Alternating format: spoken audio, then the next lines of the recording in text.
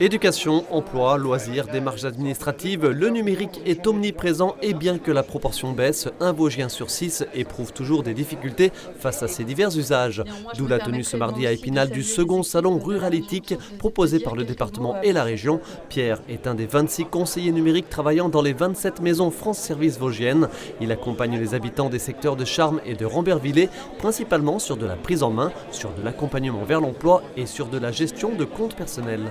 Quand on dit numérique, ça fait très outil informatique, très impersonnel.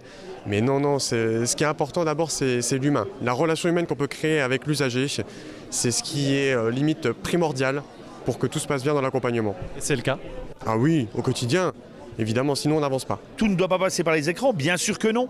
Mais à certains moments de la journée ou de la semaine, etc., le numérique peut apporter les mêmes services que l'on soit dans un petit village rural au fin fond des Vosges ou que l'on soit au cœur d'une ville. C'est ça qu'on veut montrer.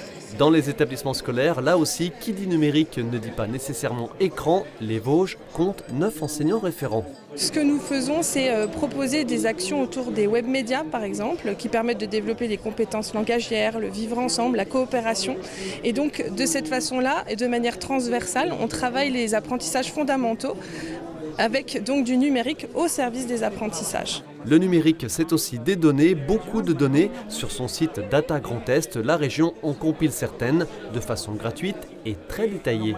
L'IGN, par exemple, l'Institut géographique national, il produit de l'occupation de sol à l'échelle nationale, mais à une échelle très grande qui ne permet pas vraiment une analyse très approfondie, alors que nous, la région Grand Est, on produit une échelle beaucoup plus fine, ce qui va permettre aux élus ou aux citoyens lambda ou aux chercheurs ou à n'importe quelle autre personne de faire des études beaucoup plus de manière plus précise. Et puis il y a bien sûr la santé. La téléconsultation se développe de plus en plus. Elle est une des solutions aux déserts médicaux.